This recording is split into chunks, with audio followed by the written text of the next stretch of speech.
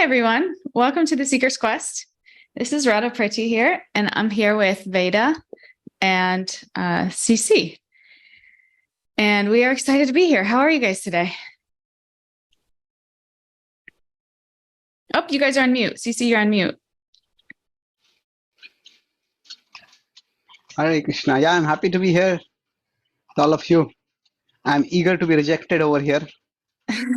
We are going to talk on rejection. Yeah, that's our theme for the day. How are you, Veda? I am waiting to hear what we can extract out of each and every one of us. Yeah, this is great. Okay, well, we'll just get right into it then. I posted yesterday for those of you that follow us on Instagram, and if you don't, you should. Seeker's Quest 108. But I posted a quote yesterday in preparation, getting ready for this class. This is the quote from Instagram. In getting others to accept you, don't reject you. And man, I feel like I alone could talk on my own life of rejection for the entire class. But yeah, rejection is a big one. For me, I feel like sometimes when I'm rejected, I then do this exact thing. I reject myself. And then I'm in this like icky funk for like days, and I don't really know why. And in the past, maybe a couple years, I've been able to trace it back to like, oh, this is me projecting somebody else's feelings or taking somebody else's feelings of rejection and rejecting myself. So it's a super difficult thing. And I guess not only that, but sometimes people don't even reject you, but you perceive it as rejection. Like, I don't know if this happens to you guys, but like with WhatsApp or texting, like if somebody doesn't text you back, it's like, what, do they not like me anymore? Are we not friends anymore? Did I do something wrong? Did I offend them? Or what to speak of, like social media, you're like, okay, well, they haven't liked my post ever, but they've liked all these other posts. Well, do they not like me? It's just brutal. So, yeah, that's my opener. But, I feel like Veda, you shared a story with CC and I when we got offline just right after the other class on Tuesday. And it was so good. I was going to ask you if you could share that story with everybody, because I felt like it was such a dad win. I'd never heard of it. It was a very unique dad story, I thought. And I thought maybe everybody could benefit if you could share it with us. Yeah, sure. So it was the 4th of July. And I wanted to spend, the day with my son. I live in Atlanta, and my wife and my son, they live in Alachua, Florida. And so he asked me to come over. So okay. So I came to Alachua, Florida, Alachua County, Florida. And he was spending time on his phone trying to play some games, Minecraft and with some friends. I was thinking how to get this boy out of the house. And I asked him, so, what game are you playing? And he told me what games. I said, don't you want to make some money and you can buy more games and you can, something to motivate him to get off the device. And he jumped up, yes. So I helped him make a business plan. So he wrote down, he wanted to make a lemonade stand. That was his lifelong mission since he was a little kid, So yeah, we opened up a lemonade stand. I helped him. I went to Walmart and I went to Home Depot, bought an igloo and okay, why am I on the big screen? I'm not used to this. I'm not sure why that's happening. Oh, standard. This work?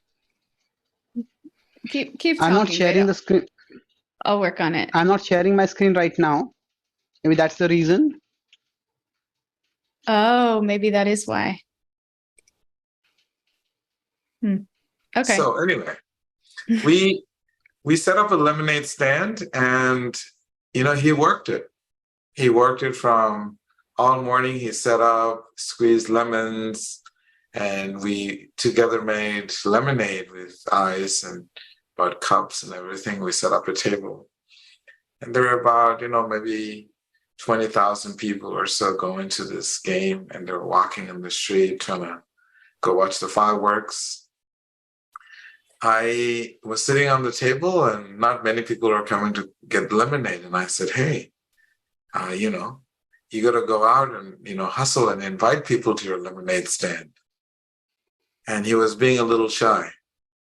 So I said, how about this?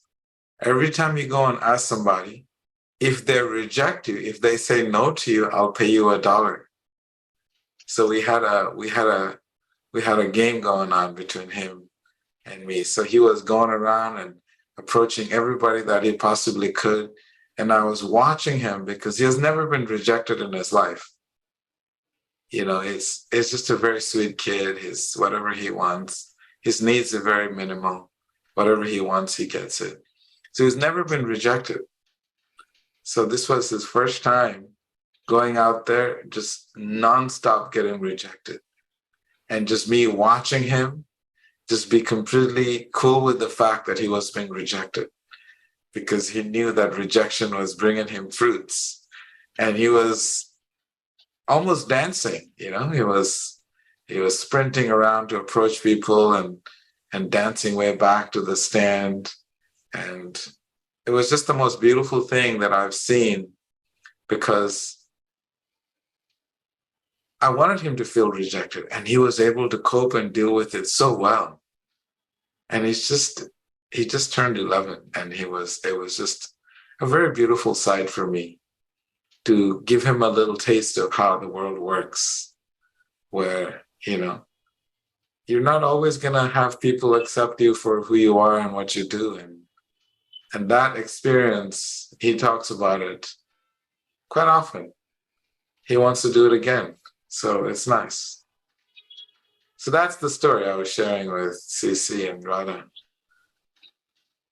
I love that story. Preparing for life. I like what I noticed in that story. It's like, because he had such love and support from you, he didn't need it from the rest of the world in that way. And it's really beautiful. If you consider strength of character, there are broadly two aspects to it. One is determination. And often determination means some people say that I never take no for an answer. So you could say determination means get the world to say yes. Get the world to bend to our will. So I didn't get this job, but I'll keep trying. So this is often glorified. And it's important to have determination. But there's another aspect to it. Accept when the world says no. Accept gracefully. So this is actually associated with resilience or grit. And sometimes the two are thought to be the same, but they are actually very different. So sometimes if we equate the two, we misunderstand it. There will always be times in our life when there are certain things which we can't change. And in that sense, our ideas may be rejected, our plans may be rejected, or in effect, in certain relationships, we ourselves may be rejected. And so when the world says no, how gracefully can a person accept that? That is also a hallmark of character for a person. Like when children play a game, they play to win. Now everybody wants to win. But suppose the child loses, then one of the responsibility of the parents is to don't be a sore loser. If you lost, okay, shake hands with the other player who won. Congratulate that player. So that is also important. And so to put it in terms of the Bhagavad Gita's worldview,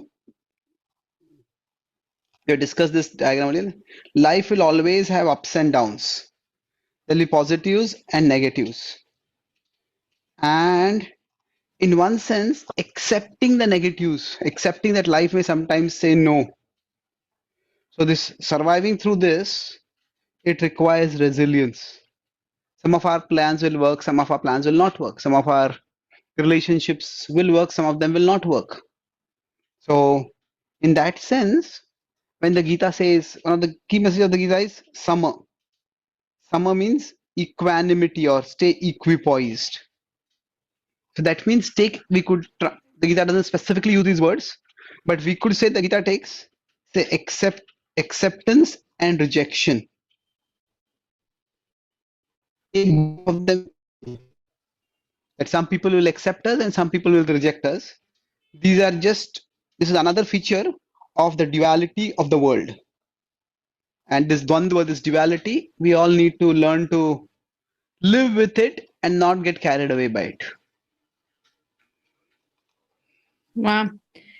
You know, before I came into spiritual life, I don't even think I knew that the second one was an option, resilience, accept when the world says no. I was so determined, like to a fault, that I would not accept no for anything from anyone. And coming into spiritual life and accepting like, oh wait, God's in charge of all of this. I'm not the doer. It was like really such a relief. And then when I started acting in that way, like just kind of letting things go if they didn't pan out, it was like my life became so much more peaceful and happy. You know, it's funny you say that. My nature is so funny. When someone says no to me, it motivates me more than ever before. I always look at the life of this great prince, Dhruva Maharaj, and when he wanted to sit on his father's lap, and his stepmom said, you know, son, just take it easy. You know, your time will come, but this is not the time for you to sit on your father's lap. And the fact that he was rejected, it just made him so distraught. But because his nature was, you know, I should not be rejected. This is my rightful position as a prince, to sit on my father's lap. I think that rejection is the rejection that I, from a young age, I held on to, because whenever I was rejected, I was like, well, I'm going to do better than this rejection. So whenever someone rejected me, I always thought was the best thing for me. Then it always made me jump up and step it up and do something bigger, do something greater for me. So you'd say that it motivates you in like a positive way? 100%. 100%. Rejection never, it doesn't beat me down at all. I think it's that one story that as a kid we were told again and again and again and again. You know how they have motivational speeches for determination? We had like the Vedic texts to motivate us. So that was one of my favorite stories of rejection, that no problems. My father is the king. I'm going to have a kingdom greater than my grandfather. How's that? You know, so that it could be detrimental, because, you know, you can get wrapped up in this material pursuit because you are rejected at some point. But I try to keep a check on it. But yes, it's one of my favorite rejection stories. Yeah, you know, this is interesting, the way you put it. Rejection makes one determined. And I would say that there are two different things over here. They are related, but still they are different. In life, if we consider life is like a war, we all have to fight. Now, in this war, we all have to choose our battles. And in choosing our battles means, on one side, keep fighting some battles. Even if I have lost this one time, I can keep fighting and I win it later. So I would say this part is the determination part. But when I'm talking here about rejection, it is slightly different. I was talking about resilience, is in one sense accepting that some battles are lost. That doesn't mean the war is lost. Some battles are not just lost, they are permanently lost. Mm. And we need to accept that. So, for example, if I was in Stanford during my last American trip, and there was a mother and her daughter. They came to me. The daughter was what, teenager, maybe 20 or something like that, a little older than teenager. And she said she has been in Stanford for 6 years.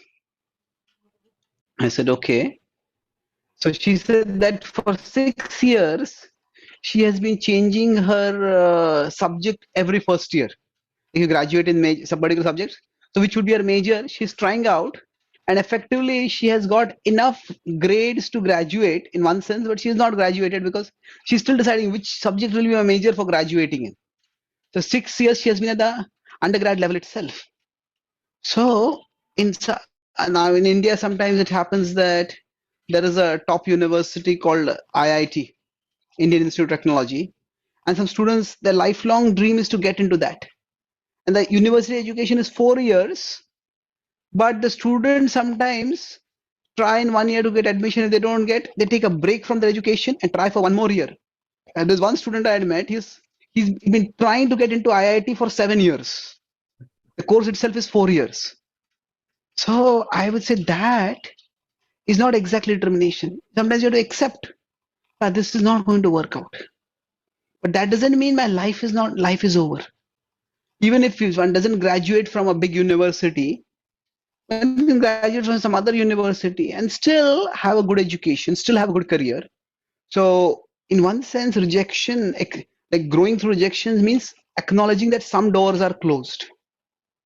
And if those doors are closed, should I just keep hitting against that door to open it? Or should I hit that door till it breaks and I move forward? Well, that would be determination. But the way I'm understanding it, resilience is okay, except this door is closed. This is a battle that I'm not going to win. But that doesn't mean I have lost the war. But there's some other door that might be opened. There's some other door that I might need to push, and pushing that door might be a little more effective. So in that sense, a little different, CC. Sorry? I was thinking when you were saying it's not, I didn't mean, did I cut you off? There was a time lag. No, I'm fine being cut off, Prabhu. my apologies for that one. I think there's a lag in the sound. Please finish your point. I was saying that there are two different things. They are related. That means you could say at one level, determination means keep fighting the war. So you are saying in that sense you're determined. Like say, why I was talking about this rejection acceptance, that let me give you an example. Like some people, maybe as a child, they were always compared to a sibling or some neighboring kid. And the parents or elders, they're always made to feel inadequate. And the child grows up lifelong trying to gain acceptance, appreciation, approval from that elder, from that parent. And no matter what they do, the child does 100 things right, and the parent only looks at the 101st thing that was not done right and criticizes. So then sometimes you have to accept that I may never get acceptance from this person. I may never get appreciation from this person. Otherwise, so now I've seen some siblings, that their other sibling has their own life, this sibling has their own life. They have family, they have children, they have jobs, they have respectable careers, but still that deep sense of inadequacy is there because they were not accepted, acknowledged, appreciated, approved by by a parent figure in their life. So sometimes you just have to accept that this battle can't be won. Maybe some people will never appreciate us. That was the broad point I was making. Hmm. Yeah, I was thinking more in terms of when one is rejected. Okay, great. I mean, I feel like it's whether I accept it or not, it just gives me more opportunities to explore other avenues for success. I don't always accept the fact that that door was closed. I just acknowledge the fact that I was okay, not permanently closed. It was just something we just didn't work out, but it just means that there are other opportunities out there. So for me, I've always felt that I don't have to accept their rejection. It's a choice that I take. Maybe we're just not compatible. So I don't always think that rejection is how we take it. It's just maybe we're just not meant to be. It's just giving me opportunity to explore something else. So it's not necessarily that they rejected. I don't feel that in my own personal life is how I look at it. And I also noticed that rejection when we're younger, the ramifications or the impact that it has on us as a kid is different than as an adult. As a kid, yes, rejection was very hard. But I think with age, we handle rejection differently. And also, I think based on our psychophysiology, we may be more susceptible and affected by rejection versus more the word that you use, resilience. I don't know if that makes any sense at all. So I feel like what I'm hearing from both of you is if we experience rejection, it's important to separate what we're making the rejection mean about ourselves from what's actually happening so that we can analyze it in an objective state. So if we stop making the rejection mean something about ourselves, if we're so attached to the ego, I know this is what I did. Like if I got rejected, I'd make it mean that I wasn't good enough, and then I would be so driven and I'd get so wrapped up in my ego that I couldn't see that, hey, maybe this is just life's way of telling me that this isn't a good pathway for me. Or maybe it is, but if I'm so wrapped up in my ego, I'm not going to see that clearly either way. Yeah. Good point. Excellent way of putting it. There's an objective event and there's a subjective experience. So as a public speaker, one of the first things I learned, it was about 20 years ago. Normally, after a class, you expect people to, maybe as a speaker, you expect, do people appreciate the class? Do people appreciate some points in the class? So I gave a class, and after that, one of my mentors had organized the program, and he had invited me to speak over there. In one sense, he was testing me, he was also launching me. It was my debut, one of my debuts, you could say, as a speaking field. So I gave it a talk, and after that, there was a good number of questions. But there's not one person who appreciated the talk. And then after that, I was a little disappointed. I was talking with the mentor, how did you find the class? He said that, how did you find it? He asked me. He's expert at throwing questions back at you, every question that you ask. So I said, I'm not sure, I thought that what I spoke was good, but maybe it was my ego, my illusion. He said that, I said that nobody really appreciated the talk. He said something which, after he spoke, it was so obvious that I said, how could I have missed it? He said that the fact that so many people asked questions during the class, the fact that so many people came after the class and asked questions, that indicated that what you spoke connected with them and they wanted to learn more. So, in one sense, somebody asking a question is also a form of appreciation. So, the objective event was that nobody appreciated the talk. The subjective experience was, oh, am I a bad speaker? Did I give a bad talk? What happened over here? So these two are separate. And how we process that experience. So now as a speaker, now I see after session there are questions that indicates that something is clicking to the audience. And in some ways, a serious question is actually actually more satisfying than just a superficial appreciation. Oh, great talk. That kind of words are cheap. But if somebody has engaged with the subject and has asked a serious question, that's helpful. That's okay. Yeah, I would like to engage with the subject more with you. That's indication. So that's just a separation between that's elaborating what Radha Devi said about the separation between the objective event and the subjective experience. People want to see rejection everywhere. Some people are going to see rejection everywhere. That's what you said. Yeah. Is my audio terrible?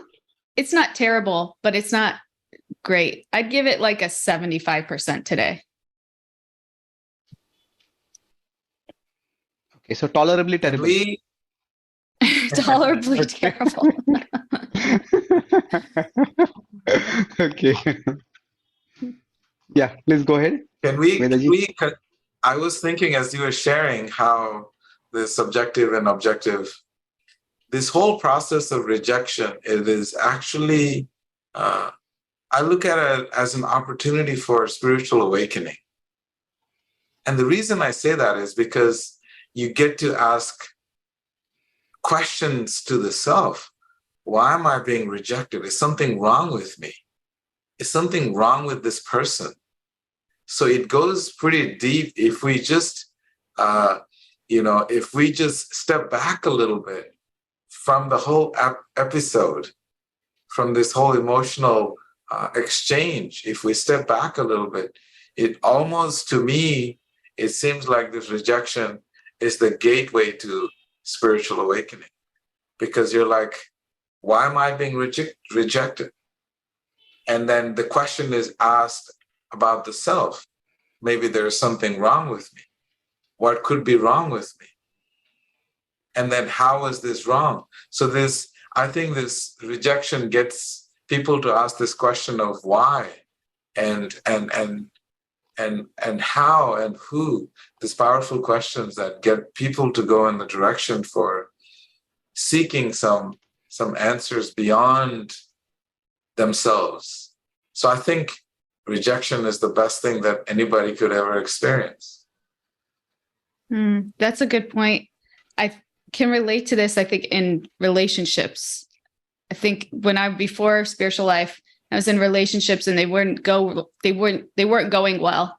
I would just stay in and I would think, okay, I could do this, and I would just stay on this hamster wheel of like trying to fix it instead of like accepting that it was broken.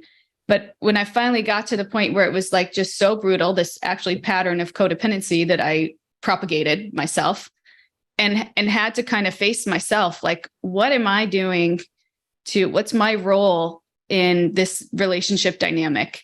And how can I change it so that I'm not in this cycle of constant rejection?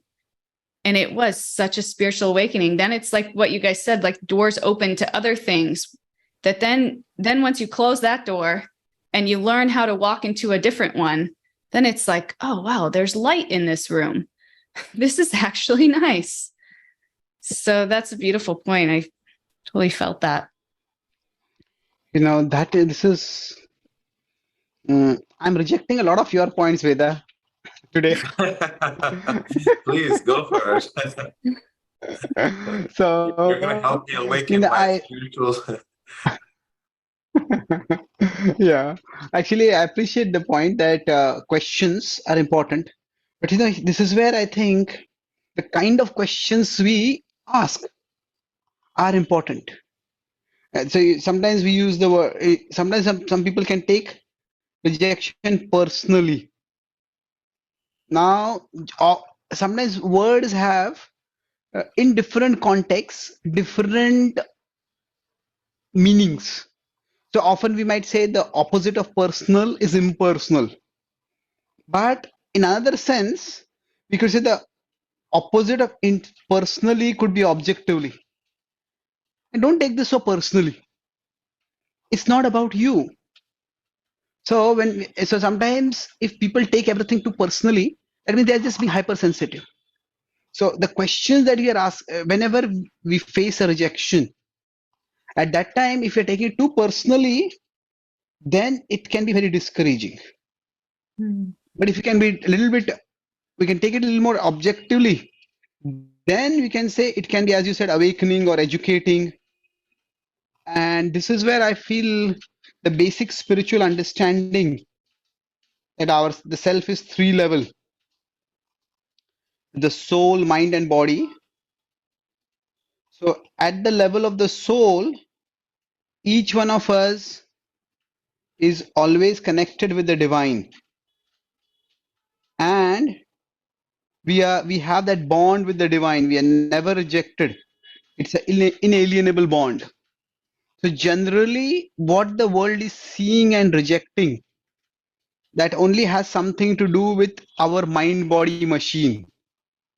So this is what is sometimes rejected by the world. So if we are grounded in our spirituality, okay, I'm a spiritual being, I'm an indestructible spiritual being, I'm always a precious part of the divine, then with that understanding, okay, I have a particular kind of body mind machine. Now, what about it has triggered this reaction in this person? This person, I greeted this person just snubbed me and went away. I offered a suggestion and this person mocked me for the suggestion. And I invested myself in this relationship and this person just ghosted me. Not even courtesy meaning about what went wrong. So when something like this happens, each of You these are, you talking could say, about my life increasing. again? Don't take it so personally. I'm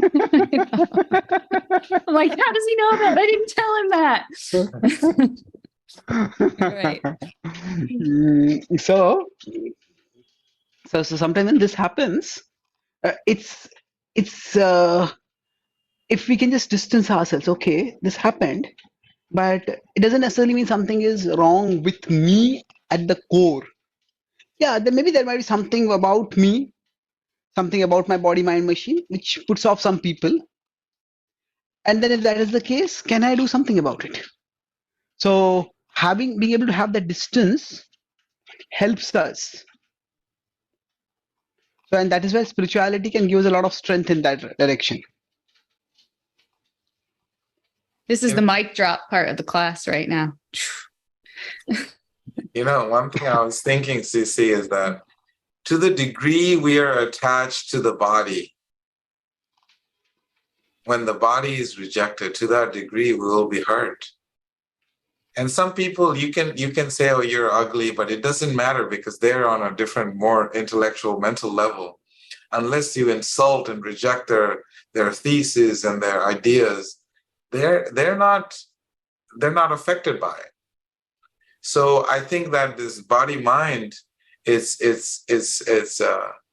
of course it's a very broad category, but depending on our attachment to either the body or the mind, body or the intellect, then I've seen intelligent people, you can make comments about their bodies, they're like, oh, that's just low class. Like they just don't get affected by it.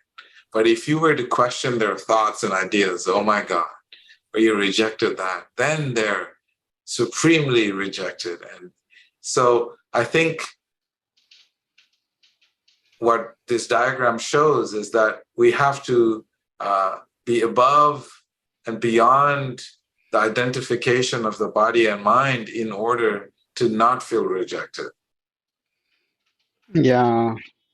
Just yesterday, I was talking with one person, and he told me about a term which I hadn't heard about. This is called BDD. It is basically body dysmorphic disorder. That means a person imagines that they're ugly. Now, when you imagine, you may have some definitions. Oh, my nose is too big, my smile is too thin, this is it. Now, when the word imagined is used, it doesn't mean that it is not a real experience for that person. It is just that within that person's mind, that particular thought is far more prominent than it is what in the minds of people around them. And it can be a serious problem. So at one level, we can say it's attachment to the body, but it's not even attachment to the body. It's attachment to one particular part of the body. That person maybe is, and it's curious or it's ironic, even tragic, that this BDD seems to be present more in people who would normally be considered attractive.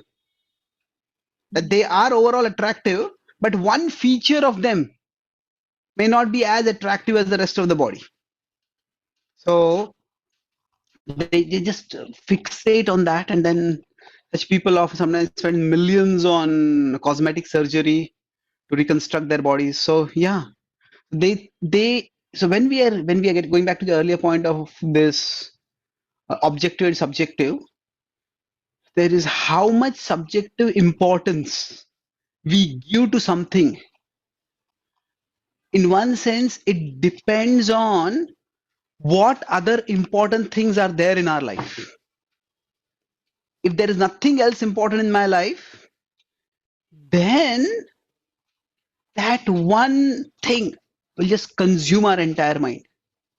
If I'm going to a party and I have a dozen people to meet, and then one person maybe snubs me, okay, that's strange, not pleasant, but I move on. And I meet other people and I have a decent time over there. But if I go to a party and my whole focus is on meeting only one person, and that person snubs me, then the whole party is a disaster. It's a nightmare. So in that sense, this is, I would say, a matter of how many important things are there in our life. And that's why the way I often say that attachment, the way to deal with attachment is, you don't just say be detached. It's like more like dealing with attachment is, it's more like develop higher attachments. To the extent I have a significant number of important things in my life, to the extent even if I experience a setback in one area of my life, then it doesn't matter that much for me. It'll hurt, but it won't hurt so much. Yeah. Yeah, that's another great point. Can we go up to the verse diagram you wrote with the soul? One thing I wanted to point out here is with this diagram, and I kind of agreed with both of your points. Veda's first point about how getting rejected causes you to say, what's wrong with me? I don't think he meant what's wrong with me, but more like, what is my role in this rejection so that I can invoke a positive change? Because I feel like one pitfall that if you're so bought into this philosophy, you can almost, and I don't want to say so bought in, that's not the right way to say it, but if this is the way that you not only internalize things inside, but interact with the world, then it can exude you from taking responsibility for your actions, both in your relationship dynamic and for like perpetuating your or manifesting your destiny in a way. So I feel like both are important in that way. Like it's important to first recognize I'm not the mind, or I'm not the mind, I'm not the body, I'm a soul. But maybe maybe there is some behavior that I'm propagating that is contributing to this result that I'm getting that I need to dive into further and take responsibility for so that I can change it like that. Do you guys understand what I'm saying? Yes. So carry on. I'm just saying it's you're like on a good train. I don't know that it's like spiritual bypassing, but it could be a form in some aspect that it's like, okay, well, I could do it. I'm not the mind. I'm not the body. So, this person took it like that. Well, that's their problem. Like, I still think there has to be some level of, and I know you guys think that too, but I just wanted to clarify that because I saw what both of you were saying, and I think both are true. And I think both are important. I think your point is very, very good. What I was thinking as you were talking is that this world is a world of rejection. As we are here because we have rejected something. That's the fundamental creation of this world. It's a creation of rejection, in my understanding, right? And so therefore, how can we come into this world think that we're never going to be rejected? Fundamentally. So therefore, I feel that it's so nice to realize that we are here because, rejection is something that we have to accept is human. Every human being is going to be rejected, regardless of who you are, at some point in your life. And how we take that rejection and internalize it and utilize it to take ourselves out of the equation. Because I asked Chaitanya, as Sisi put it, the soul is never rejected. It's humanly impossible for the soul to be rejected. Who would want to reject pure love, which is the true nature of the soul? So my understanding from reading the Bhagavad-gita and other wisdom texts, the soul is never rejected. And so therefore, go ahead, Sisi. You have. Yeah, what Radha said was good point. Radha, she said, I am the body. This is a problem, but just summarily rejecting by saying I'm not the body, that could also be a problem, because after all, the body is the instrument with which we are functioning. Say I am from India, and somehow Indian languages are designed in such a way that Indian language is spoken faster. So I recently found that the Marathi, the language in which I grew up, the average rate of speaking of people in Marathi is about 1.5 to 2%, and 2 times more than the average rate of speaking in English. So now that's just a bodily feature. But if I'm going to communicate in English, if I'm going to communicate with, say, people outside India, then that's the feature of my body. But I'm saying I'm the body, or I'm not the body, is not really helpful. So it's like in between, we could say I live through the body. And because I live through the body is an important vehicle, an important instrument for me. And because it's an important instrument, I have to take responsibility. So if there is something about me which is problematic, then is there something I can do to fix it? Is there some way I can improve things? So we do need to take it into account. But it's just that when we take it too personally, then it's not just that we think this has to be fixed. We think that it's, if I'm using that, I am unfixed, I am lost, I am doomed. And that's the spiral of rejection that we want to avoid. Nicely said. That was great. That was beautiful. Thank you for that clarification. And creation of rejection. Yeah. Wow, Veda. That was like another mic drop. I feel like you could have elaborated on that a little bit more as to what do you mean? This is a creation of rejection. Well, the wisdom texts, they very clearly explain the purpose of why we are here, the cause of why we are here. And the cause of why we are here is because we have rejected our original spiritual home. When we reject our original spiritual home, then we're given an artificial home to play with.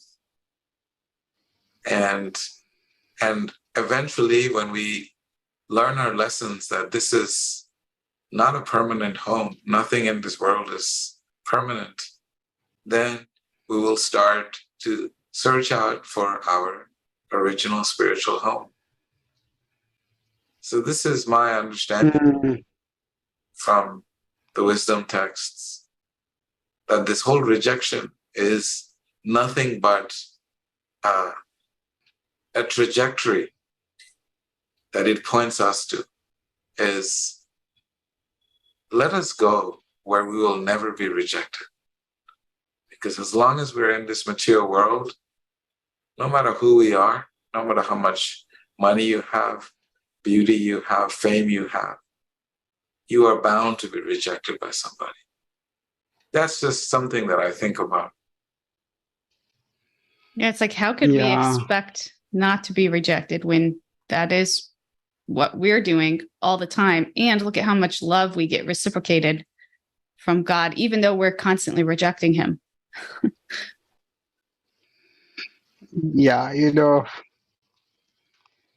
this is a big subject, and my mind is rejecting the idea that we should discuss this subject toward the end of our session.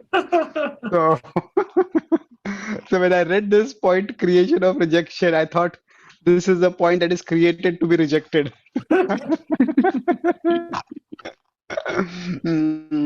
A thought I had, CC, is that, when we reject others or someone rejects us, I almost feel like we're rejecting the divine being within that person.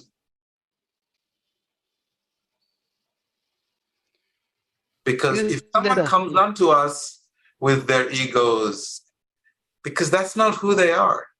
All we need to do is try to see that beautiful spark within that person. Then there is no rejection. And when we reject others, we're rejecting the divine spark in all beings. So we are really, we're setting ourselves up for. I would just like to take that point from a different perspective. Another way of saying it is that while in principle we can say that we shouldn't be rejecting anyone, that because everyone is a part of the divine, it is also another point that every one of us is an individual and none of us is God. So if that divine being can also get rejected, then what right do we have to expect that we won't get rejected? So to some extent, just acknowledging our individuality means that coming to terms with the reality that we will just not get along with some people. Now, that does not mean that we have to spend our life centered on rejecting them, but we all have to, in one sense, in between rejecting and accepting, I'd like to put the word of selecting. The selection process of acceptance and rejection, yes, it does, but it's more a matter of prioritization. Nobody can, for example, have 100 close relationships. Maybe we can have a few close friends and we can sustain those relationships at a deeper level. Other relationships, yeah, we have, but we can't have very deep. So we can't have very deep relationship with a very large number of people. So in that sense, to the extent we select, okay, this is the person I really want to be close to. This person I'm comfortable with meeting occasionally and getting to know them at some degree. So then what happens is, if I am here, instead of thinking of things only in terms of acceptance and rejection, we could think in terms of having varying degrees of closeness with different people. And some people may be far away from us in one sense. But once we have placed that person over there, not because we hate them, but okay, this person is just such that I can't really get along very much with this person. Then their rejection will also not criticize, will also not affect us that much. So different degrees of closeness. So that's, I would say, a more of an analog solution, where we don't simply think in terms of acceptance and rejection, but it was just degrees of closeness. And with some people, we can seek a greater degree of closeness. Wow. That's really good. I have a quick story to demonstrate this in my own life, because I always struggled with my relationship with my. Sorry. Yeah. What are you saying? Sorry, just to interrupt you. Do you just want to start with that story in the next session, or you want to tell the story now? I'm okay either way. I just wanted to be conscious of the time. Now I want to hear the story. Okay, I'll be quick. It'll just be wanted to tell it. Yeah. Well, as you guys all know, cliffhanger. That's good too. Okay, please go ahead. But as you all know, I always struggled with my relationship with my dad, because I always wanted to love him, and I always felt so much love for him, but he didn't always treat me the way that made me feel good.